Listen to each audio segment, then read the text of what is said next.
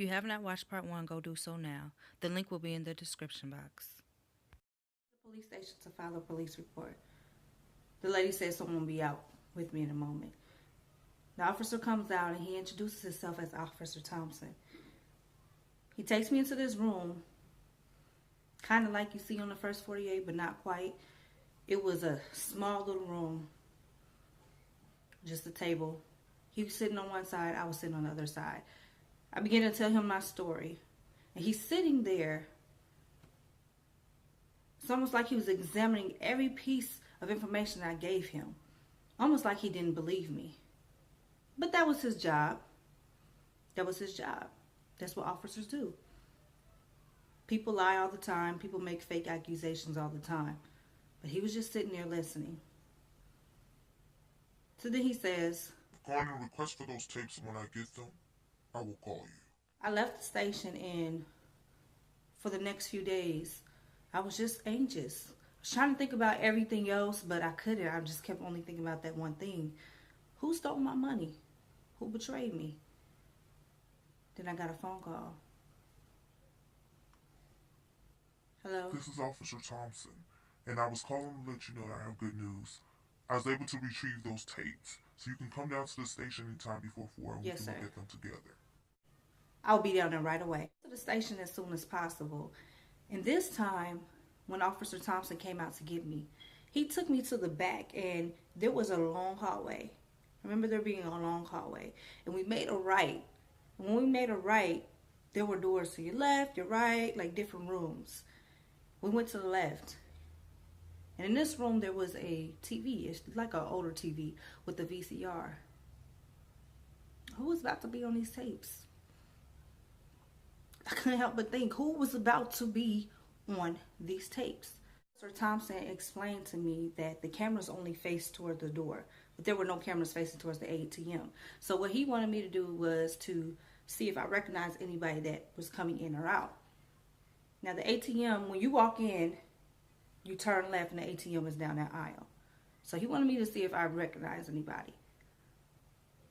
So we started to watch the tapes, and we started at, we're going to say 4:50. My transaction was taken out at 5:05. So he decided to start at 4:50. 4:50, no one came into the store.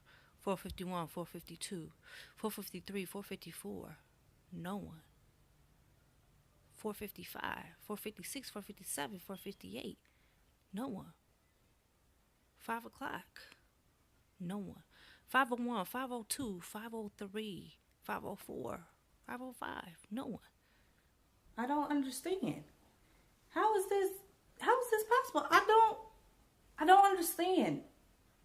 How could there not be anybody on this video when the bank told me that it was taken out at 5:05? And at 5:05, there's nobody in this gas station. What?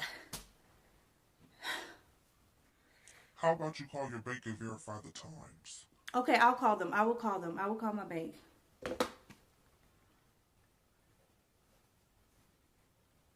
Yes, I called earlier about a concern about some transactions that were taken from my account.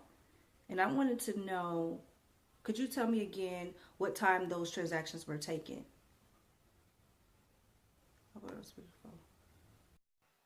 April 14th, that withdrawal was taken around 5:05 p.m. and April 15th, it was taken around 5:25 p.m. Thank you, ma'am. I don't know, officer. It's just not making sense. At this point, there's nothing we can do. There's nothing you guys can do? We have watched these tapes over and over again, and there's no one on there. No. I don't know what else to tell you at this point. Think.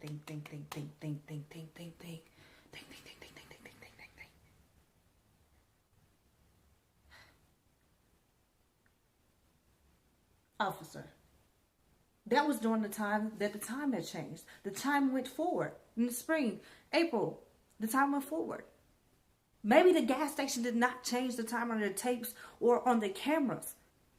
You are so right. You're right. Yes. You're right. And I'm going to go get those tapes. And when I do, I will give you another call. I thought I was anxious the first time. Oh boy, this second time it was eating me up. I couldn't wait for that phone call. And then I got the phone call. I went down to the police station. We went back in the room and looked at the tape. And this time, my anxiety was getting the best of me. I was sitting there shaking, palms getting sweaty. I almost felt like I was about to throw up in my mouth. That's how nervous I was. I was ready to see who was on this tape. But was I really ready to see who was on this tape? Was I prepared for who was on this tape? So he pressed play. And this time we looked at 350 to 405 instead of 450 to 505. 350, somebody walks in. I don't recognize them. They go straight to the cashier. 351, 352. People coming in and out. It gets to 5 o'clock. I didn't recognize anybody.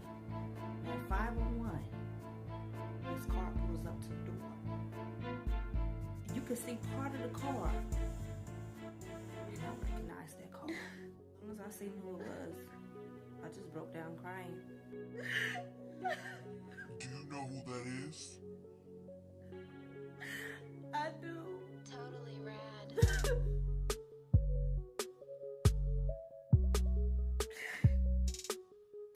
It was Denise. And she gon' get it. Mel, are you okay? We're gonna get her. Mel.